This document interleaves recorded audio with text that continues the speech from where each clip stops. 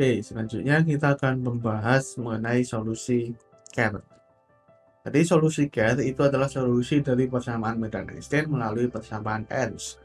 Jadi kita tahu bahwa persamaan Ernst itu adalah solusi persamaan medan Einstein untuk vakum gitu ya, untuk objek yang simetri aksial. Nah, jadi kita ambil parameter kompleks besi itu sama dengan Px minus IQY, di mana P dan Q itu adalah konstanta yang memenuhi bahwa P kuadrat ditambah Q kuadrat itu sama dengan 1. Nah, dengan mendefinisikan bahwa kesi ke persamaan F, maka kita memiliki bahwa persamaan F yang sudah kita dapatkan sebelumnya, kita bisa substitusikan ke nilai kesi. Nah, ini seperti ini ya, untuk bentuk yang lebih sederhananya. Nah, begitu pula untuk parameter omega kapital, kita bisa nyatakan dalam notasi Q, Y, X, dan P. Nah, untuk mendapatkan parameter gamma, maka kita bisa transformasikan dari koordinat silinder ke koordinat spheroid, di mana parsial gamma, parsial X itu kita bisa gunakan aturan rantai menjadi parsial gamma, parsial rho, parsial X, ditambah parsial gamma, parsial Z, parsial Z, parsial X. Nah, dan kita akan nyatakan bentuk seperti ini. Nah, jadi kita bisa jabarkan menjadi bentuk seperti ini yang sedikit lebih kompleks, dan ternyata dari sini kita bisa nyatakan dalam fungsi A, B, dan C, di mana A itu adalah X1 minus Y kuadrat dikalikan X kuadrat minus 1 dibagi dengan rho X kuadrat minus Y kuadrat. Ini dapat dari mana? Jadi turunan-turunan ini sudah kita dapatkan sebelumnya gitu ya. Kita sudah mendefinisikan bagaimana koordinat spheroid bertransformasi ke koordinat silinder dan juga sebaliknya gitu, sehingga kita bisa nyatakan bahwa turunan operasi turunan-turunan ini dalam parameter X dan Y dan rho juga. Nah, begitu pula B itu seperti ini dan C seperti ini. Nah, dengan demikian kita bisa dapatkan relasi bahwa parsial gamma, parsial X itu sama dengan 1 minus Y kuadrat dibagi dengan kesi bar kuadrat X kuadrat minus Y kuadrat dikalikan dengan X kalikan X kuadrat minus 1 parsial kesi parsial X parsial kesi bar parsial X minus X1 minus Y kuadrat parsial kesi parsial Y parsial kesi bar parsial Y minus Y X kuadrat minus 1 parsial kesi ya, parsial kesi parsial X parsial kesi bar parsial Y ditambah dengan parsial kesi parsial Y parsial kesi bar parsial X. Begitu pula untuk parsial gamma parsial Y itu seperti ini. Nah, karena kita memiliki relasi bahwa kesi sama dengan Px minus IQY dan juga P kuadrat plus Q kuadrat itu sama dengan 1, jadi kita bisa lakukan turunan parsial kesi parsial X itu P dan parsial kesi parsial Y itu adalah minus Q, dan kita substitusikan ke parsial gamma parsial X, kita dapatkan bahwa menjadi 1 minus Y kuadrat X per P kuadrat X kuadrat ditambah Q kuadrat Y kuadrat minus 1 dikalikan dengan X kuadrat minus Y kuadrat, dan gamanya itu kita tinggal integralkan dari 1 minus Y kuadrat X per P kuadrat X kuadrat ditambah dengan Q kuadrat Y kuadrat gitu ya, minus 1 dikalikan dengan X kuadrat minus Y kuadrat. Nah, dan integral ini itu kita bisa langsung lakukan integral gitu ya melalui tabel integrasi atau kalkulator. Jadi kita akan dapatkan hasilnya itu adalah minus setengah ln dari X kuadrat minus Y kuadrat dibagi dengan P kuadrat X kuadrat ditambah Y kuadrat minus 1 ditambah konstanta. Kalau kita eksponensialkan, maka kita akan dapatkan eksponensial dari 2 gamma itu seperti ini.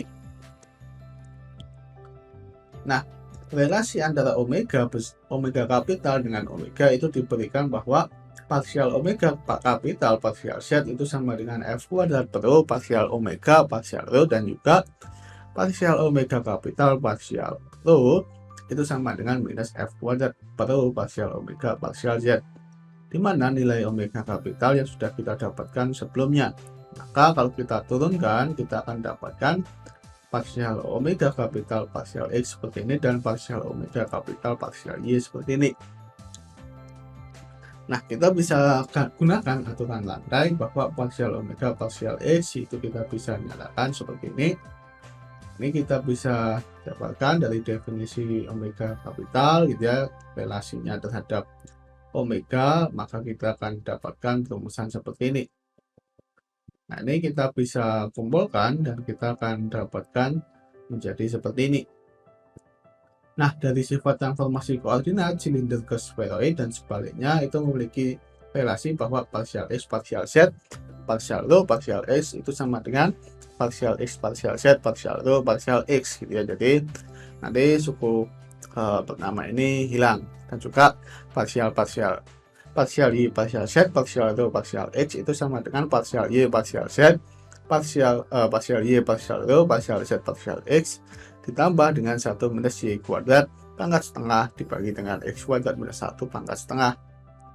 Nah, maka kita dapatkan relasi bahwa parsial omega parsial X itu sama dengan rho per F kuadrat di parsial omega parsial Y 1 minus Y kuadrat pangkat setengah dibagi dengan X kuadrat minus 1 pangkat setengah. Ini kita bisa nyatakan dalam K seperti ini. Nah, jadi kita bisa jabarkan seperti ini. Nah, untuk mendapatkan nilai omega kita bisa integralkan, integral seperti ini. Nah, ini kita bisa pisahkan.